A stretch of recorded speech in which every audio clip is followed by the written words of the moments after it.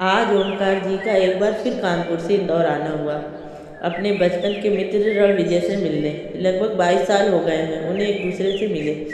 पिछली बार जब आए थे तब से अब तक कितना कुछ बदल गया है। ना वो पहले वाली इंदौर है, ना ही वो पहले वाले लोग। वो मन ही मन सोच रहे थे, मैं भी तो पहले जैसा कहाँ रह गया। वर्षों पहले जब आया था भावना भी साथ थी, और सत्यम सत्यम तो कुछ महीनों का था, शायद 5 या 6 माह का। ऐसा लग रहा है जैसे कल की ही बात हो।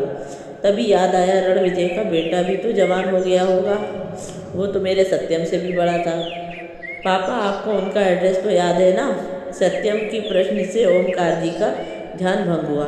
हाँ हाँ बेटा, याद तो है, लेकिन ये याद नहीं आ रहा है कि शारदा नगर था या शारदा कॉलोनी। कोई बात नहीं, वहाँ पहुँचकर किसी से भी पूछ लेंगे, सत्यम ने कहा। दोनों एक ऑटो रिक्शा वाले को एक पता बताकर चलने को कहते हैं। ऑटो रिक्शा वाला, भैया जी वो शारदा कॉलोनी काल्पनिक नाम है, वो शारदा नगर तो इधर नहीं है। ऑटो रिक्शे वाले में उन्हें उस पते पर पहुंचा दिया। वहाँ के एक दो लोगों से पूछने पर उन्हें पता चला कि सामने वाली बिल्डिंग ही रणविजय की है। दोनों जैसे ही गेट तक पहुँचे, गार्ड ने रोका। किससे मिलना है आपको? ओमकार बोले, रणविजय से मिलना है। मेरा नाम ओमकार है और कानपुर से आया हूँ। हम बचपन के मित्र हैं, और ये मेरा बेटा सत्यम।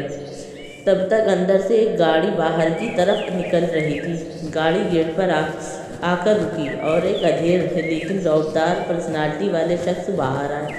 बाहर आकर जैसे ही उन्होंने ओमकार जी को देखा, तेज कदमों से आकर उन्होंने जल्दी से उन्हें गले लगाया और कहा, ओम मेरे यार, कैसा है तू? ओमकार जी का भी सालों बाद अपने दोस्त को सामने देख खुशी से दिल भर आया। मैं ठीक हूँ मेरे यार, तू बता, इतने साल तक मेरी याद नहीं आई तुझे? ओमकार जी ने भी शिकायत की। याद तो बहुत आती है तेरी, लेकिन कोई कांटेक्ट भी तो नहीं था तेरा।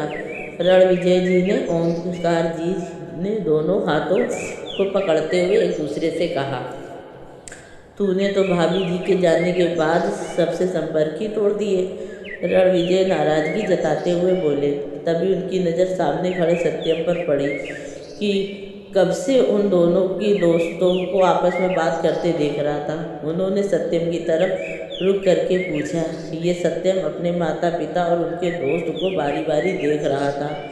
ओमकार, सत्यम ये रणविजय है, मेरा मित्र। सत्यम इनके पैर छूते हुए, नमस्ते अंकल। रणविजय उसे दोनों बाह पकड़ के गले लगाते हुए, गले लगो बेटा जी।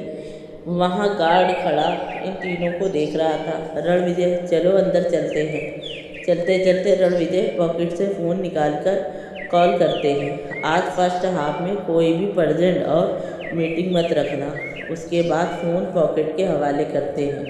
रणविजय, अरे भाई ज़रा आप भी ज़रा बाहर आइए, देखिए तो सही कौन आए हैं। तभी एक अधेड़ उम्र की साधारण सी दिखने वाली महिला बाहर आते हुए, कौन आए हैं जो आप इतने खुश हो रहे हैं? ये दीपा जी है, रणविजय जी की पत्नी। ये तो दीपा ने इतना ही कहा था, तभी ओमकार जी बोल पड़े। जी भाभी जी नमस्ते, मैं ओमकार, विजय का दोस्त। नमस्ते भाई साहब, दीपा ने कहा। रणविजय गर्मजोशी से ओमकार को गले लगाते हुए बोले, याद है तुम्हें जब निधि का जन्म भी नहीं हुआ था तब आया था भाभी जी के साथ, और साथ में एक छोटा बच्चा था। वो ये है सत्यम, इसका बेटा। सत्यम ने भी आगे बढ़कर नमस्ते किया। अगर आपको आगे की कहानी सुननी है तो हमारे चैनल को लाइक करें, सब्सक्राइब करें। धन्यवाद।